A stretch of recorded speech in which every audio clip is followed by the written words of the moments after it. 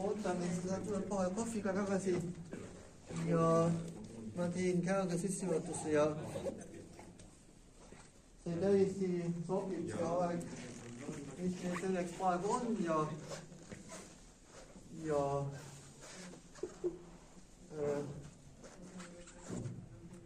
niimoodi on siis, et mina satun ise nüüd Magnus Saare bakalaureusetööd tutvustama ja ehkki sellist asja oleks võinud Magnus Saare loomingu presenteerimise lõpus alles öelda, aga ma juba Glenni kuudes mainisin et minu jaoks on Glenn pigem see Dionysuslik kuju ja tegelane ja muusik, kes on väljapoole, suunab ennast, teeb ägeda show ja kontserdi ja kogu see publik oli ka tema kontserdi nagu täiesti nagu klassikaline EDM-i kontsert ja siis on aga Magnus Saar totaalne vastand. Magnus Saar on enese tõmbunud selline vägagi introvertne helilooja tüüp ja interpreet ja nokitseb omaette ja ta selles mõttes ka nagu ei julgenud nüüd meie sekka astuda ja ise rääkida, ehkki ma ütlesin talle, et siin on tegelikult siin on avatud õhkkond, erinevad kuulajad ja ütleme nii, et kui bakalaureusetöö eksamil võis olla on vähe aega ja on ruttu, ei ole väga üldse aega kuulata asju ja on nagu keeruline olnud neil mõlemal, Glennil oli keeruline oma tööd kaitsta ja ka Magnusel oli keeruline oma tööd kaitsta, siis ma sellepärast mõtlesin ka, et ma pakun neile just siin meie avatud õhkkonnas, et nad saaksid seda, mis nad on teinud rahulikumalt tutvustada, aga igatahes Magnus, sa lahkud? Pole hullu. Äkki õhtu näeme siis. Te tulete 3-st tagasi? Ja 3-st oleme siin tagasi, just. Ma jumal tulen. Muidugi, aitäh. Ühesõnaga, Magnus oli siiski nõus, et mina teda siis nii-öelda esindan. Ja minu jaoks on siis Magnus oma loomingu poolest, kuna ma spoilin seda ära, et ta kirjutab neoklassitsistlikult või neostiilis, neostiilis, siis on ta juba selle poolest pigem apollonlik, samas tema enda olemine on pigem emotsionaalne ja ta ei taha väga rääkida ja ta ei oska väga rääkida, siis on tema olemus on pigem Dionysuslik. Et niimoodi ma just praegu täna siin istudes hakkasin need printsiibid nende meie kahe esineja peale nagu projitseerima ja seda nagu interpreteerima, nii et väga huvitav minu meelest.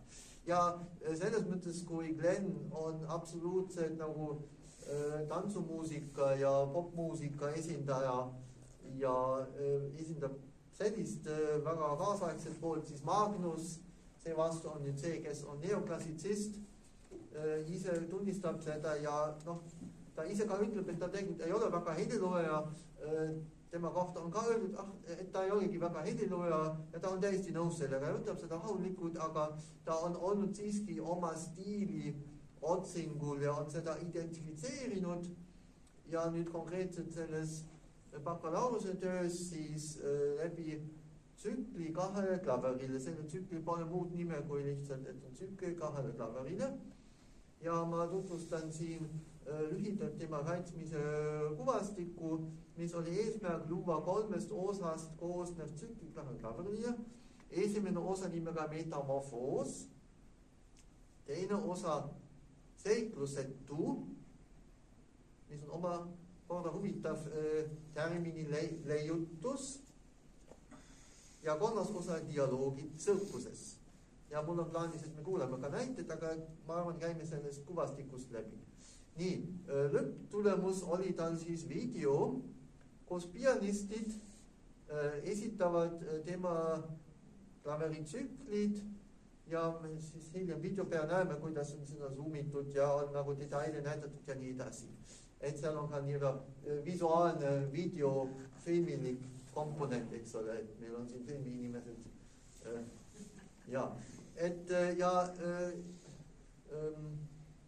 Magnus hetkel õpib edasi Muusikaakadeemias interpretatsiooni ehk kammermuusikas ja ta on õppinud ka Mubas ja siis tal on tegelikult väga head pianistid Dmitri Kors ja Ija Rämmel, eks ole.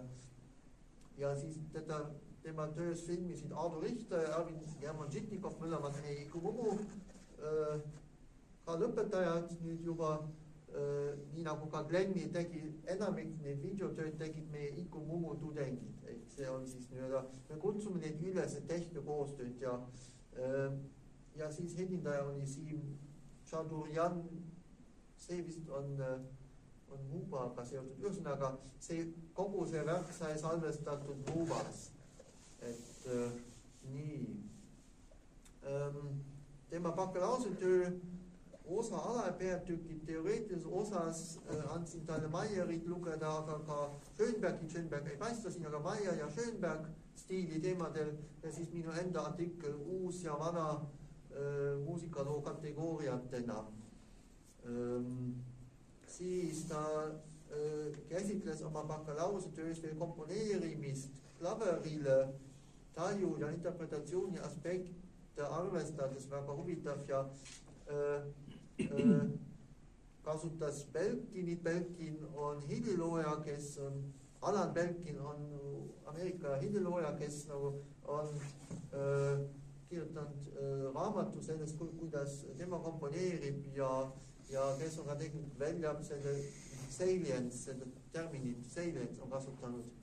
Ja siis Maja Marjan on Serbia pianist ja teadlane, kes on minu isiklik tuttav, kes on ka taju ja interpretatsiooni aspekte kirjutanud, väga professionaalne pianist ja see on omaette huvitav alapeatükk ja kolmandaks ta siis tegeles flow kontseptsiooni ja loomeprotsessiga, et see oleks kaetud, sest loome on flow, eks ole, nagu me teame ja see on, mul on hea meel, et see teda ka huvitas, meil on kombeks, et on 3 alapeatükki enam-vähem ja 3 aspektist on võimalik oma tööd lahti rääkida. Ja siis, mis on siis Magnus Saare kompositsiooni põhimõtted? Number 1 on siis tähelepanu hoidmine, seda ta uuris minu juhendamise oma seminaritöös enne ka ära, et seal on see salience täheldatavus, nagu me Peep Nemmatsiga hiljuti oleme välja pakkunud termini täheldatavus. Ja seda siis Magnust huvitas, kuidas ta helilooja suudab kuulaja tähelepanu hoida oma muusikaliste struktuuridega. Teine punkt või põhimõte on terviklikkus, mis teda huvitab. 3 on kuulajaskonna arvestamine. Siin jookseb Schönberg läbi, Schönbergi põhimõtted, seda leidsime Soome autori Haimo, ma ei tea, Andrus või keegi meil jagas, kui me Schönberg 150 vestluse pidasime kuskilt, ma noppisin seda sealt. Ja igahas me seda Haimo artiklit seal olid erinevad huvitavad Schönbergi põhimõtted, kus Schönberg tegelikult arvestab kuulajaga. Ehkki me võiksime arvata, et dodekafoon ja serialism nagu üldse ei oli mingi inglise keel, ma ei mäleta autorit, oli küll. Loomulikult, inglise keel just. Ja siis kohe jagasin seda just nimelt Magnusele, et vaata sealt Schönbergi põhimõtteid ja need sa siis kasutab. Seal arvestab sellega. 4. punkt on see termin või oma mõiste, mida Magnus ise välja pakkus, seniilsus, ja ma palusin ta seda jutumärkidesse panna sellepärast, et see tekitas ka seminarides ja tekitas väga palju elevust ja kuidas sa võid sellist agi sõna kasutada, mis see üldse tähendab. Me vaatame pärast tema tööst, mis ta sellega tahab öelda. Ühesõnaga, minul oli täiesti nagu, ma olin õnnelik, et ta valib ise oma stiili iseloomustamiseks oma sõna. Nii et ja me nii-öelda jõudsime selleni, et jutumärkides see läks läbi, seniilsus, et vaatame seda hiljem. Nii, loomingus osas, et see on meie see põhistruktuur, seda sama struktuuri pidi ka Glenni jälgima, et tutvustada loomingumisprojekti, eesmärki, ideed ja erinevatest meediumist koosnev kompositsiooni tervik, nüüd on need standard pealkirjad, mida me ette anname oma juhendis, projekti korralduslik kirjeldus, meeskonnatöö ja eneseanalüüs ja mõlemad on siis pidanud ennast analüüsima ja see, kui Hans küsis Glennilt, et kuidas ta oli rahul oma produtsentidega, siis Glenn on seda siin nii meeskonnatöö kui ka siis eneseanalüüsi alla pannud. Magnus oli sellega raskusi, sest ta oli ju ise helilooja, aga samas tal oli interpreedid, ta küsis nende arvamust ja siis oli tal filmitegijad, et tal oli ka meeskonnatöö siiski ja siis põhirõhk läks siis eneseanalüüsi peale. Et see on siis taustaks ja selles siin ta analüüsibki oma neid 4 punkti, analüüsitab päris põhjalikud noodinäiteid juures, et ma sundisin tal konkreetsed noodinäited välja tooma, et need vaatame kohe. Nii, ja siis meie bakalaureustöö üks oluline osa, mis kvalifitseerib teda siis loovuurimuslikuks, on see, et tudengid peavad päevikku tegema. Ehk nad peavad kogu oma loomuprotsessi dokumenteerima. Ja kuidas lõpuks, kuidas nad seda esitavad, kas mingis kirjalikus vormis või videokujul, see on tudengitele endale vabaks jäetud, aga see on selline materjal, mis võib olla väga pikk ja mahukas, aga sellest võetakse siis midagi, mis läheb ka kirjalikku töösse, aga mis võimaldab tudengitel ennast reflekteerida ja selle kaudu ka paremini enda stiilist ja enda arengust aru saada ja Magnus tegi 20-minutilise video, kus ta seletab, ekraani jookseb siis finaale või mis ta kasutas ja ta näitab seal ja seletab juurde, milline motiiv on seal, milline teema on seal ja nii edasi, aga kuna ta teeb seda seal nii aeglaselt ja seal ei ole nagu rüngastatud, ei ole kastikesi ümber konkreetselt, siis on seda raske jälgida, et ma ei näita seda siin, kui see oleks natukene täpsemalt vormistatud, siis saaks ma seda näidata, siis me saaks jälgida, aga ma loobun sellest, sest see on liiga, see venib ja ta mõtteprotsess alles käib, et selles mõttes on see nagu, ei sobi selliseks ettekandeks. Aga ühesõnaga, ta tublisti tegi päeviku ja tegi ka fotod salvestuspäevast, sest salvestuspäev oli äge, et 2 tiibklaverit ja siis kaamerad ja kõik see on nagu ka dokumenteeritud. Ja siin on allikad, väga palju ta viitab ka Christensenile, muidugi Timespace, soovitasin tal. Ja siin on see haimu, vaatame korraks, kuna juttu oli Developing Variation and Schoenberg's Theory Music analüüsis. Et nii, ta võttis ka minu Sumera in S-analüüsist eesti ja saksa keeles, võttis väga palju nii-öelda seda strukturalistlikku mõtteviisi, strukturaalset mõtteviisi, mida mina siin olen kasutanud selle Sumera analüüsiks, seda mulle tundub, et haakus Magnusega, või meil oli vaja talle anda tööriist kätte, kuidas ta analüüsib oma teoseid ja motiive ja ideid ja siis ma andsin talle selle enda varajase metoodistiku ja ta haakus sellega. Nii, siin on see uus ja vana muskalu kategooriatena, seda andsin talle ka, siin on see Maja Maria, The Perception and Organization of Time in Music ja siis see Self-Regulated Learning Mode in Music Education, kus ta pianistina selgitab, kuidas tema käitub pianistina. Ja siis Maja, Style and Music Theory, History and Ideology ja siis veel Salience, Attention from the Auditorial Perspective, sellised autorid ja veel Kristel Pappel, eks ole. Ja ta leidis huvitava Schoenbergi original saksakeelse artikli So kompositionslehre. Die Musik väga huvitav. No seda me ka käsitlesime. Seda me käsitlesime just. Minu meelest. Minu meelest seda just, jah, seda käsitlesime. Just. Et nii. Ja siis lähme tagasi, et variant oleks nüüd kuulata natukene paar katkendid ja siis ma teen lahti tema bakatööd ja vaatame konkreetselt mõningaid näiteid. Nii, kui palju meil aega on, nüüd on 30, pool on jäänud. Nii, esimesest osast kuulame, vaatame algust ja siis teisest ja kolmandast, et tekiks mingisugune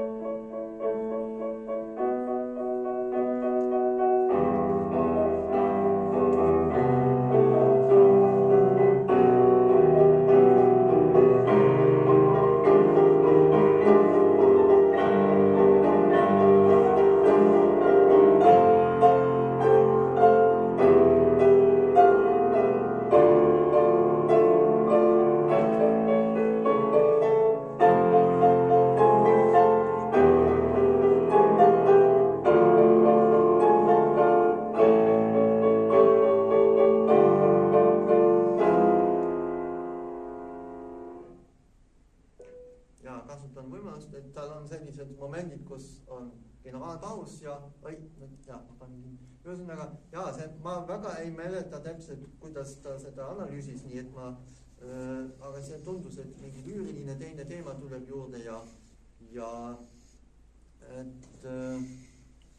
siis mingi töötluslikkus oli seal ka, millal see teine osa, see oli nüüd metamorfoos, et seiklussettu kuulame ka natukene. Sorry, ma ei saa sellest ammuda, me peame esimesele aja nüüd likame siis, et muidu läheb.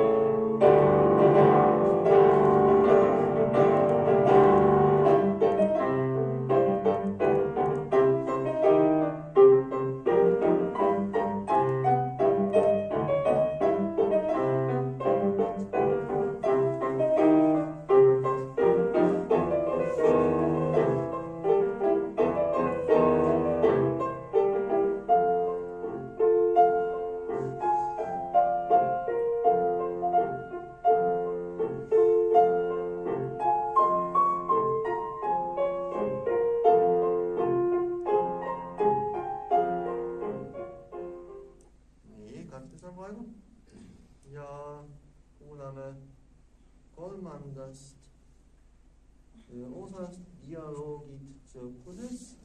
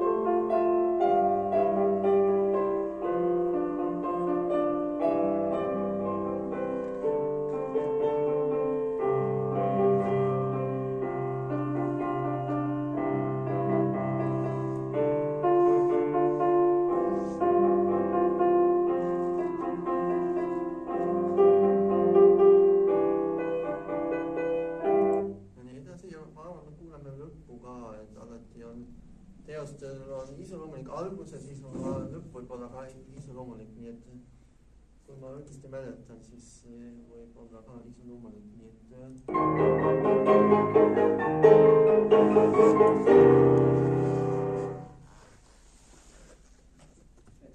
ja natuke liiga lõppu, aga ühesõnaga see jäi õhku niimoodi, see oli ta eesmärk ja nii. See oli siis nüüd kiirkorras tema muusika kuulamine, kusjuures selles videos siin all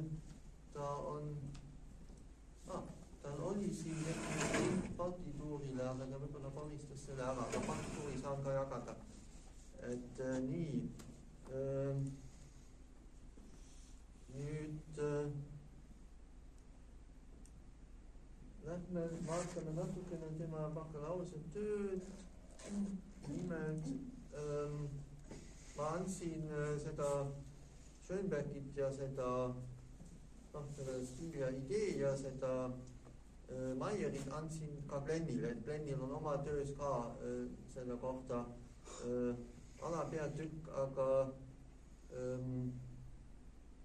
aga see Magnus tegeles sellega rohkem klassikaliselt. Nii, ja siis mis ta Meieri kohta välja tõi eesti keeles, et Meier hierarhiseerib nüüd stiiliga seonduvaid nähtusi järgmised, et on seadused, reeglid ja strateegiad. Seadused on universaalsed, see on viis, kuidas muusika toimib lääne kultuurides ja kõigil on nii-öelda ühine arusaamine. Reeglid on sajandite jooksul muutunud ja reeglite erinevusest tulenevad suuremad ajastud, nagu näiteks keskaeg, renessanss, barokk ja teised. Ajastute sees loovad hellilööjad oma stiili. Strateegia on hellilööja valik, mida ta soovib oma muusikas väljendada. Kas selleks on dramaatilisus, rütmilisus, kontrastid või iroonia. Järgmisena hierarhiseerib Meier hellilööja stiili. Dialekt, idioom ja intra-opos-stiil ehk teose enda stiil. Nii. Dialektid ehk koolkonnad hakkasid ma keskajal ja tuntuks said hiljuti individuaalsed stiilid ehk idiomid. Dialekt tähendab samad perioodil elavaid hiljuti näiteks Bach ja Händel või Viini klassikud. Mõlema näite puhul elasid hiljuti samad perioodil samas muusikalises keskkonnas, reeglitest ning ajastus. Kuid helilujate individuaalsed muusikastiilid on erinevad, mida nimetatakse idiomiks. Idiomis võivad omakorda olla perioodid, nagu on Beethovenil või Stravinskil. Saab minna veel väiksemaks ehk hellu ühte teosesse ja leida ühte teose stiili ehk intraopostiili. Lihtsustatud kujul näeb Maia muusikastiili hierarhiat järgmised. Seadused ehk läänekultuuris muusika mõistmine, reeglid ehk ajastust tulenevad muusika kirjutamise tavad, näiteks renessanss polüfoonia klassitsismis homofoonia kasutamine, dialekt ehk helilöö elamise perioodi ja sellest tulenevad mõjutused, strateegia ehk helilöö oma muusikalised valikud, idioom ehk helilöö väljakujunenud muusikastiil ja intraopostiil ehk helilöö ühes teoses stiil. See on selline väga lühike kokkuvõte siis Maierist. Nii, siis lähme tema loomingulise ossa ja siin tulevad need tema enda kompositsioonistiili põhimõtted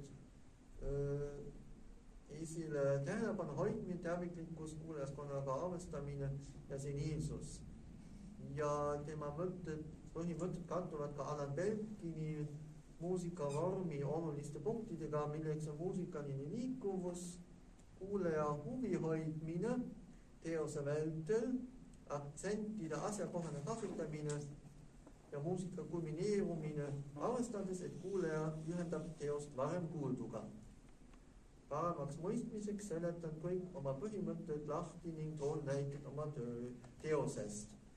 Et siin ta nüüd punkthaava nüüd lahti seletab. Võime üksikuid asju konverant saab, et ma valin võib-olla iga punkti alla ühe näite. Et tähelepanu hoidmisega soovin ma kuulaja tähelepanu fokuseerida muusikale. Minu eesmärk on, et teose vältel püüaks kuulaja aru saada muusikas toimuvast. Selleks pean suutma hoida kuulaja tähelepanu aktiivsena, mida on uurinud psühholoogia valdkonnas Noist, Vaasa ja Cunningham üksikult üldisele kontseptsioonina. Taju nähtusi arvestavas muusikanalüüsvaldkonnas käsitleb Christensen kuulaja tähelepanu aktiveerivad muusika intensiivsus ehk intensity ja ruumis orienteerumise space localization orientation aspekte. Näiteks niinimetatud mikrotemporaalse taju potentsiaalina niinimetatud mikrotemporaalse kuulemisdimensiooni kontekstis. See on Christenseni Taani muusika professori kontseptsioon. See väljendub niinimetatud makrotemporaalses kuulemisdimensioonis teadlikkusena, awareness. Täpsemalt korduste ja muutumise teadlikkusena, inglise keeles awareness of regularity and change, niinimetatud makrotemporaalse taju potentsiaalina. Lühidalt öeldes, ajas liikuvas muusikas tekitavad tähelepanu mikrotasandi intensiivsus ning ruumis orienteerumist muusikalises struktuuris väljendub liikumine. Makrotasandil saab kuulaja selle tähelepanu kaudu teadlikuks muusikas toimuvatest struktuurilistest kordustest ja muutustest, mida helilööja on teosesse komponeerinud. Tähelepanu äratavate struktuuriliste muutuste hulka kuuluvad mitmesugused lisanduvad muusikalise väljendusvahendid ning tihenev hõrenev faktuur. Kõige sellega kujuneb helilööja muusika arengut, et ta ise uuris nüüd tähelepanu hoidmist oma seminaritöös ja nii edasi. Vaatame, mis siit veel tuleb. Sellist arengut ma käsitlen edaspidi oma teose analüüsi struktuuri tasandil ja võrdsustan muusikalise materjali struktuurilise liikumisega. Näiteks võib liikida üles alla mingi motiiv, ehk seal üksteise järgnevad helid, teema, kujund, pikem fraas, üles alla liikuv passaaž, hääl, siis instrumentatsioonis mängija parem vasab käsi ja muud sellist.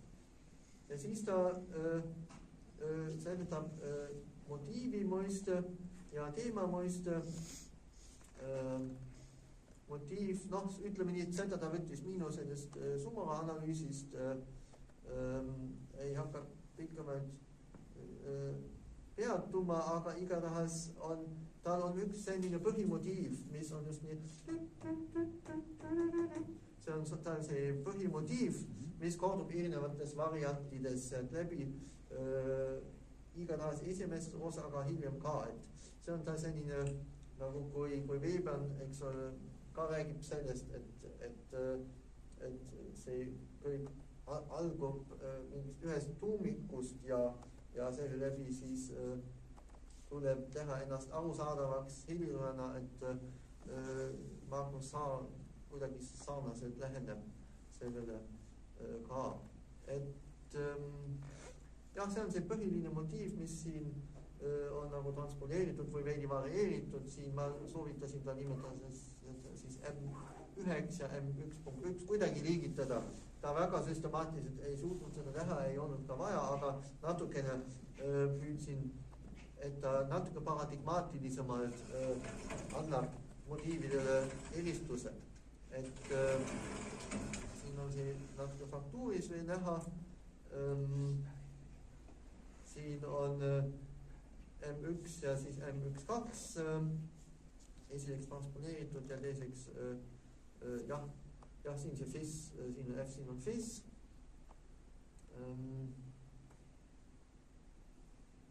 Nii, mida võiks veel vaadata, M1.3 on hoopis, näeb niimoodi välja, eks ole, hoopis teised helikõrgused siin ja rütmi struktuur on ümber pööratud, see on natuke rotatsioonis nii-öelda. Nii. Ja siis ta augmenteerib seda ja jõuab suure tähega, siis on teemad tema jaoks ja väikese tähega, väike M on siis motiiv. Kui see on tuumikelement ja siis räägib ka teemadest ja see vist on siis üks nendest.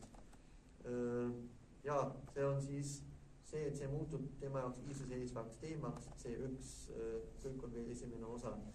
Et kuidas siit veel edasi läheb, siin on tal esimene teema A1, mis aga ühtlasi sisaldab selle esimese põhimotiivi M1 elemente siin ja sellepärast on siin see M1, A, M1. Nii, et seda võiks ka kõik nagu kuulata, aga ma arvan, meil piisab siin niimoodi. Siin see vist on natuke valesti läinud, see ei ole C1 on kuskil mujal, igatahes siin ilmub B-teema tema jaoks, aga on ka omamoodi tema jaoks seotud selle esimese motiiviga. Päris keeruline võrgustik, mis ta arendas, siin on see augmenteeritud, see BM on tegelikult siin augmenteeritud ja BM2 on siin, BM1 on siin, kõrvuti kujutatud tulevad järjest. Nii, laskuv tõusev, eks ole, siin tõusev laskuv. Nii, tõusev laskuv, sellega ta mängib. Jah, nii, siin on veel natukene rohkem neid seoseid, et peaks rohkem, eks ole, süvenema, vaadates kella. See on nagu laiendatud tegelikult, see M1.1. Ma paneks seda need 2-3 viimast nooti ka sinna kasti siis. Ja, just, seda võiks järgmise sammuna ka teha, et jah.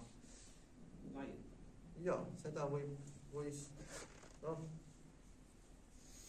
et nii ja kas me, seda seniilsust vaatame. Just. Väga huvitavad.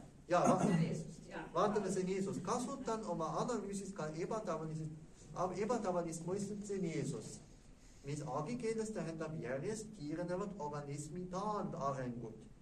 kehaliste ja vaimsete võimete langust. Eesti Keele Instituudi ühendsõnastik. Minu kompositsiooni stiili kontekstis seniilsus väljendub muusika ebaloogilisuses, väheses arengus, kärsituses, arusaamatuses ja ebaoluliste elementide rõhutamises. See on umbes juba nagu meie rituaal. Ja. See on ülesanne, mille sõber meile püsti. Mis oli see sõna, Maieri?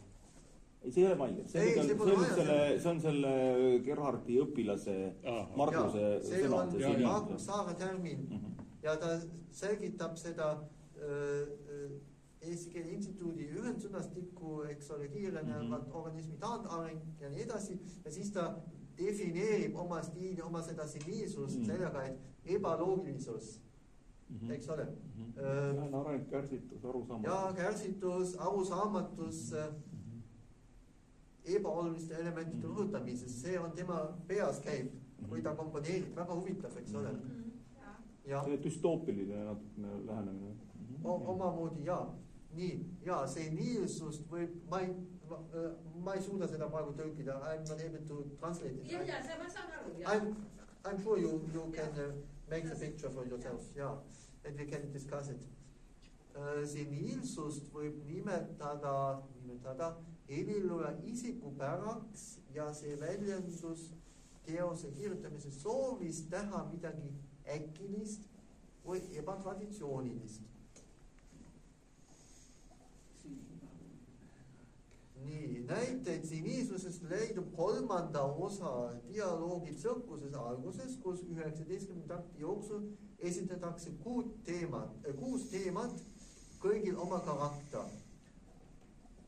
Alguse teeb ebatraditsiooniliseks erinevate karakteritega teemade esitamine järjest ning kohe töötlusega jätkamine. Taktis 1-8 on esimene teema A3, vaatame joonist kohe, millele järgneb taktis 9-11 teine B3 ja nii joonist 4 vaiksema dünaamikaga ja laulvama teemaga. Et mina saan aru, et tema peas käis see dialoog, mis ma arvan kõikide erinevate peas käib, et kuidas ma suhestun traditsiooni, mis minu kohta võidakse öelda, kes ma olen ja ma tahan midagi erilist teha ja siis see dialoog käib ta peas, et see on ja, vaatame seda joonist 13 ja 14. Joonist 13 on see. Esimene teema selles 3. osas A3.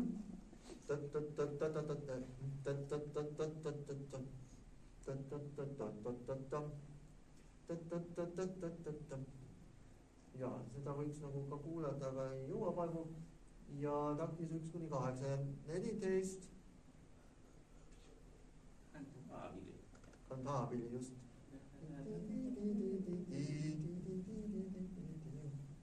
See tuli minu meelest väga hästi välja minu jaoks. Ja. Laulev teine teema. Ma arvan, see on meil meeles ka. Ja siin on mingisugune artikuleeritud 3. teema, punkteeritud. Nii. Ja veits.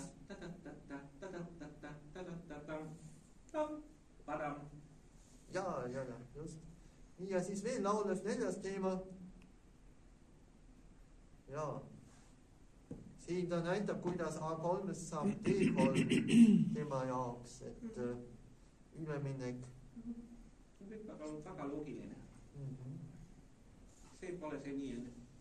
No ja, aga tema jaoks ta oli seisundis, kus ta pidi ennast õigustama, kuidas ta pidi ennast ju seletama komisjonidele, seminaris ja nii edasi, et nagu ma ütlesin, et me sundisime tudengeid ennast reflekteerima ja mõtlema, tunnema välja intuitiivsusest, teadvuslikkuse. Kuski nõutindada arv on sama. No võt näiteks. Hans, aga ega loogilisus ei välista seniilsust ja seniilsus ei välista üldse loogilisust. Selle asja mõte on hoopis millestki muud. Kui eri parameetri tasanditel vaadata, ühel tasandil on ta loogiline, teisel tasandil on ta seniilne. Ja. minu jaoks kogu kompositsiooniprotsess on siin ilmne. Sest sa võid kasutada loogilisi tehteid kuskil, aga kui keegi küsiks, miks sa just seda seal tegid, siis ma tavaliselt olen suu ammuli, ma ei oska sulle öelda, ma lihtsalt tegin. Jah.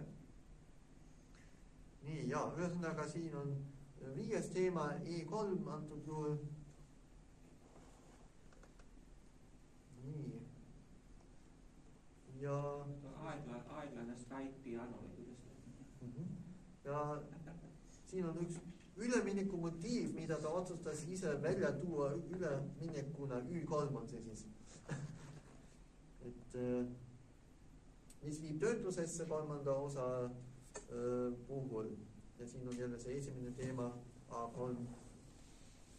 Nii, et siin veel jälle üleminek. Skype piano. Nii, see A3 ja Y3 on nagu ka jälle suguluses, et niivõrd, kuivõrd, eks see on helilooja analüüs, mitte muusikateoreetiline analüüs loomulikult ja et ma ei ajanud tal ülimat süsteemsust taga, et mul oli hea meel, et ta nagu suutis nagu siseneda selle strukturalistliku mõtlemise ja analüüsida seda enam-vähem teatud süstemaatika alusel, et see oli ka pigem tema enda jaoks, et ta reflekteeriks ja ka komisjoni jaoks, et nemad saaksid aru, mis ta teeb. Ja, Hans. Isegi mulle väljaspoolt kontekstist tundub see ikka üsnagi süstemaatilisena see analüüs. Ja, ta on tubli olnud, ja. Sest süstemaatilisus on ka astmed ja sa võid juuksekarva lõhki ajada, aga sa ei pea seda tegema. Just, ja. Aga mul on küsimus. Palun küsin, ja. Mis on tema nagu conclusion, mis analüütiliselt, mis räägib ta? Aga see ongi võib-olla hea, et me hüppame sinna kokkuvõttes ja aitäh, sest kell on nii, et me võiks jõuda sinna. Ja, 1 minut. Ja, et me võime lugeda seda korraks, et videos nagu nii natuke juumaks, nii. Siin ta iseloomustab seda videot, et ta püüab videoga ka vaataja tähelepanu hoida, aga ühtlasi luua ka tervilikkust seal videos. Näiteks esimeses metafoosis leidub kaadreid klaveri sisemusest ja fookuse muutuvusest. Et kord oli see hägune, kord oli väljajoonistus ja seda seostab ta mõistega metamorfoos, nii et see video on ka põhjendatud tema põhimõtetega. See polnud nüüd, Mauri, vabandust sinu küsimus, aga see sattus praegu ette. Muutumine, teisendamine ja nii edasi. Teises osas on näha detailsed kaadred kättest, kus need on pidevas liikumises nagu kuhugi seiklemas, aga kohtavad tee sarnaseid inimesi või olukordi. See seiklusetu, see eitavus on ka väga huvitav mõttekäik tal. Et mingisugune rändamine, seiklemine, aga sa ei tea, kuhu sa sattus, aga sa ikka kohtud samade inimeste sarnaste olukordadega. Minna seiklusele, aga kohata aina samu olukordi inimesi muudab seikluse seiklusetuks. Väga huvitav mõtteviis. Kas ta leidis uusi perspektiive muusikasse sen kirjoitatu analüüsiga? Vaatame, ma proovin, tahad sa midagi öelda, ütle? Ei, kui minu jaoks see, et sa tahad minna seiklusele, aga et see kõik lõpeb seiklusetuna, see on just see, et sul on oma see idee, et kuidas asjad võib kujuneda, aga siis ikka asjad et see ei ole sinu selles võimuses neid asju hoida, et sul ei ole jõudu hoida neid asju, et sa tahad, et see seiklus oleks, et see seiklus ikka ta ikkagi, et see ideaal ikkagi jääb aga see jääb teostamata. Teostamata, ideaal jääb teostamata. võib-olla väga banaalselt veel, tahtsin teha midagi erilist, aga kukkus ikka tavaliselt. Et see potentsiaal on olemas. Midagi jah, düstoopilist selles on. See potentsiaal ikkagi jääb. Kas sa võid kiride korra veel tagasi, et seal oli see publiku arvestamine, ma ausalt ei mäleta seda, et Schönberg oleks publikuga tahtnud arvestada. Tema oli pigem see, et ta jah, et publik käigu sinna samma kohta ja kuulajaskonna arvestamine. Aga see on kõik visuaali analüüs, et siin see on visuaali analüüs. Ei tähendab, ei ole, aga Schönberg on tegelikult ju muusikapsühholoog ja teatud teemadega tegelenud ja see on teda huvitanud ja ma nüüd ei mäleta ka täpselt seda artiklit, mida me ka koos vaatasime. Seal oli mingi 2 tsitaati selle kohta, et Schönberg ikkagi tegelikult tähendab ta ikkagi hoolis kuulajatest. Ei no neid sõimati kogu aeg, seal ei olnudki midagi rohkem, ta pidi kogu aeg mingi suhte võtma ju. No see on legendaarne Bergi värk, et ta ju kartis, et Potsek on all teos, kuna see äkki sai nii populaarseks. Ja, aga igatahes Magnus, see on ka tema valik, et tema võttis sellest kinni ja siis ta nägi seda, ta pidi ju enda mõtteviisi, ta nägi kattuvust seal ja see on tema õigus, et jällegi see ei ole muusikateoreetiline analüüs, vaid see on enese, eks ole, loov uurimus, enese analüüs ja kui, Hans. Ütleme nii, et ma võtaks seda kätte, vabandust, ma katkestas. Ei, palun. Et minu meelest teos on väga hea, mulle väga meeldib. Isegi tahaks seda võib-olla tervikuna kuulata, et ta on selline jällegi lahtedama nagu stiilid, võib-olla neoklassitsistlik, ekspressionistlik ja teises osas oli minu meelest natuke selline Šostakovitšlik grotesksus. Just see kohe tuleb siin, just. Aitäh, Hans, hea üleminek, et me jõuame nüüd tema kokkuvõtteni, see jookseb, hakkab Šostakovitš lõpuks ometi ilmuma, eks ole. Just. Sain teada, et minu kompositsioonistiilis esineb enam Dmitri Šostakovitši loomingule omased grotesksed ja iroonilisi elemente. Ta viitab Kašnitile, eks ole. Kuid tal on ka sügava mõttelisi ja läbi komponeeritud teosed ning samas funktsionaalsed muusikat filmidele. Märkasin selles sarnasusi oma tsükliga. Tsükli esimene osa Metamorfoos on läbi komponeeritud ja pigem sügavasisuline. Seevastu kolmas osa Dialoogi tsirkuses on lõbus, irooniline ja funktsionaalsema sisuga. Ning teine osa sekkusetu jääb oma sügavuse ja funktsionaalsusega täpselt esimese ja viimase osa vahele. Minu kompositsioonistiilis esineb nii polüfoonilist ja homofoonilist kompositsioonitehnikat kui ka nende kooslust. Eriti märkasin seda, kui tegin koostööd pianistidega. Tihti on mõlemal pianistil üks liin või hääl, mis vajab näitamist ja samas harmooniline element, kuid on ka momente tsüklis, kus on 4 häält ja kaanon. Minu kompositsioonistiili läbivaks jooneks analüüsitud teose põhja on neoklassitsism. Nii. Ja sellega ta lõpetab natuke järsult ja siis ma hüppan korraks tagasi kuvastikku, nimelt selles on lõpuks veel retsensendi küsimused, mis puudutavad seda sama, eks ole, stiili teemad, et lähme sinna, vaatame siis nüüd, mis kaitsmise järel olid retsensendi küsimused ja kuidas Magnus selle vastas, selle läbi me saame Magnuse hääle veel siia lõpetuseks ka, et see oli tehniline teema, et kuidagi päevikul oli teine pealkiri, seda me ignoreerime, aga nüüd teine küsimus, mida täpsemalt pead antud töö kontekstis silmas mõista alla kompositsioonistiil? Nii Magnus vastab. On võimalik eristada näiteks Bachi, Mozartit või Debussyt, kuna need igaühel on oma kompositsioonistiil ehk heljula individuaalne stiil, millest kirjutasid pikemalt alapeatüks üks stiilidest ja uudsusest, et seda viitab oma töös, seda siin rohkem vist ei olnud tal rohkem. Võib-olla ta suuliselt ütles midagi juurde, et seda ma ei oska nüüd taastada, et ta viitab, et palun loe siis minu tööd, et saada teada täpsemalt. Ta vist, eks ta eks ta Eks ta oli tülis ka. Ja, väsinud. Väsinud mulje. just nii ja siis veel 2 küsimust. Millise töös uuritud analoogi põhjal said kokkuvõtvalt teada, et sinu loomingus esineb Dmitri Šostakovitši loomingule omaseid elemente? Magnus vastab, et alapeatükis 2.1 loomingu projekt bla bla bla, kus analüüsisin oma teost ja märkasin sarnasusi Šostakovitši grotesksuse iroonia kasutamisega muusikas, kuid oleksin võinud seda töös rohkem välja tuua.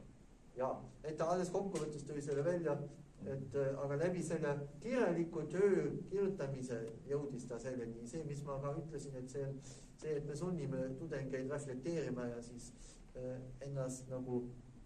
Kuidas ta selle nagu tegelikult jõudis? Oli sul juttu sellest? Ma saan aru, et okei, üks on see, aga kus ta selle Šosti tegelikult välja võttis? Kus ta selleni jõudis tegelikult? Ei, no, või keegi ütles tal seda või ta ise...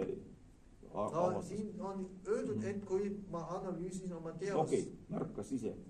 Kui ma analüüsin oma teost, jaa, et ta märkas ise, samas ma arvan, ta on ju Tatjana Maslova Johannese juures õppinud Mubas ja Tanja on temaga väga palju, ta kirjutab seda sissejuhatuses ka, kuidas Tanja on temaga töötanud ja kohas ja et ta väga palju tutvus nüüdismuusikaga ja nii edasi ja siis ma arvan, seal on ka kindlasti tulnud jutuks, et Tanja on kindlasti maininud ka. Nii, palun. Sa ütlesid, et ta õpib nüüd EMTA-s interpretatsiooni. Kas ta on ise pianist või mis? Ta ise on pianist ja orelimängija, mängib vahel siin ka Pärnus. Ja, oreli. Just. Väga hea. Ja. Nii, ja viimane, ja no see on tehniline küsimus, kus võiks tema teost avalikult ette ka. Ta on pärnakas ja vaata, mul tuli nüüd meelde, jah. Ja. Okei, ma seda poiss tean küll, meest. Jaa, just. Nii, okei, see on nüüd kõik, et kell on läbi, kas tahab veel keegi midagi mainida, kommenteerida, et minu poolt siis kõik? Kas teil oli juttu lihtsalt sellel teemal, et nüüd ta tegi sellise tegelikult ränkraske projekt, et niimoodi ise komponeerida ja siis seal kõrval mingid päevikud pidada ja nagu ilge korvus. Aga et kas see asi nagu andis talle lõpuks midagi või tähendab, et kas ta nagu ise seda mainis, ma saan aru, et kõik ei ole tehnilised, aga kas on midagi nagu kaadri taga tegelikult, mis on rääkimata siin selles jutus, et kas ta mainis, et mida see töö talle tegelikult andis lõpuks? No, ma arvan ja ta ei ütelnud seda ka ainult, et mind nagu rõõmsaks teha, vaid aga see, et ta pidi ennast analüüsima. See andis talle kindlasti selle mõtte selguse, kes ta on ja kuidas ta komponeerib. Et ma arvan, seda aspekti ta läbi selle bakalaureuse töö vaeva sai ta küll ja võib-olla ta sai ka rohkem aru, aga ja ega ta ei ole võib-olla helilööja nüüd sellest Darmstadti mõttes muidugi, Darmstadti vaimu mõttes, et ja sest ta ütles mulle ka paar päeva tagasi suhtlesime, ma küsin ta luba ja siis ta, jah, et ta on pikem interpreet hetkel ja ta ei pea ennast helilööja. So I'm just connecting the Apollonarian and Dionysian. Thank you, yeah. So was this music more Dionysian or Apollonarian? What we think? I think if it is reference to senile, chaotic form, maybe say that maybe... In this respect, I agree with you, yes. Especially Dionysian stuff. Yeah, this third part is for sure Dionysos link. For sure, yeah. Maybe the first part is more Apollon-like, clear structures, etc., etc. And then the third part is Dionysos. Ja, Hans, sa tahtsid? Ja just, võib-olla me peame sööma minema, aga äkki saame siis söömisel ajal... Või me saame ju hiljem pärast. Ja mul oleks küsimus selle Maieri seadused ja mis neid on, et... Ja me... Aga räägime seda kella 3-st. Kas me võime korra lühidalt veel enne, kui me lähme laiali? Et ühesõnaga Mauri alustab kell 3, teeb ülevaate oma asjast, aga mul on tegelikult ettepanek pärast seda nagu natuke jätkata meie nädalast, kuidas öelda, retriiti. ja see arutelu võiks tegelikult natukene olla nüüd see lähteülesande, kuidas öelda, tulemuste arutelu, mida me rääkisime täpselt nädal tagasi. Et ühesõnaga just see, et meil on nagu sellised energeetilised paarid, et noh, üks kolleeg vaatleb teist ja see teine kolleeg, see vaadeldav ka, kuidas öelda, lööb särama selles vaatluse sellises olukorras. Et ühesõnaga me võiks, või Gerhard, mis sinu... Ja ma kohe näitan, mis mul veel on ja siis saame ju teha valiku. Ma otsin seda välja, et ma piinasin ChatGPT-d, seekord nüüd ostetud variant, ta oli ülikooli kaudu, nii mitte enam vaba variant, et mul on 2 kuvastikku, mida võiks läbi käia, see on Meieri ja ühe uue doktoritöö Miller käsitleb Meierit, What is music style, see on inglise eestikeelne kuvastik, seda võiks läbi käia või pärast, kui Mauri on oma asja tutvustanud ja siis ma leidsin veel ühe doktoritöö Robin Gatt ja siis leidsin Peter Kivi, filosoof, oli Meieri seda raamatut retsenseerinud, filosoofia vaatanud, kas need 3 lasin ChatGPT võrrelda, need on ka mingi contest slaidi, mõlemal on contest slaidi, kui see sobib, siis me võime ma tahtsingi tegelikult öelda punkt 2, et kuna me Gerhardiga sel teemal rääkisime, kuna sai omal ajal tehtud võt seesama stiilimudel, mis on selline hästi elementaarne ja hästi basic, no see oli nagu tavakooli gümnaasiumi õpilastele, et meil võiks tänase päevaga, ma ei ütle, et me selle protsessiga valmis jõuame, aga ma oleksin väga õnnelik, kui me seda stiilimudelit nii-öelda suudaksime nüüd täiustada, et ühesõnaga me suudaksime lisada peale, näiteks siin tuli selle Glenni jutust tuli juba väga palju, et kogu selline nagu interdistsiplinaarne kontekst, kas või seesama, kus ta hakkas seal loetlema asju, et sul on väga tähtis, mis on see kostüüm, sul on väga tähtis, mis on see valgus, seal on väga tähtis, seal oli see küsimus vokaali esile tulek, aga kui sa vaatad kogu seda värvide mängu ja seda pilti ka, ma nagu näen teda ja ma nagu ei näe teda. Et ühesõnaga see teatud esteetika nii-öelda sellisest muminast ja sellisest on tegelikult väga lai selline üldine trend. No ühesõnaga ma toon seda näite praegu. Et ühesõnaga kui me suudaks nüüd kõikide nende kolleegide ja muude ja nii-öelda suudaksime lõpuks nagu vormistada nagu mingisuguse sellele tordile nüüd lisakihte peale, et see oleks, ma oleksin isiklikult väga õnnelik. Aga nüüd eks tõesti minna sööma, kui kõik peab jääda nagu on, ma arvan, et siin... Et jätame paika nüüd. Kell 3 naasime siia. Kell 3 oleme jätnud. Aga õnnetlused juhendajale. Mina olin ka selle Magnuse töö juhendaja. Siin ma pean sööma ka. Minu tudengid paraad.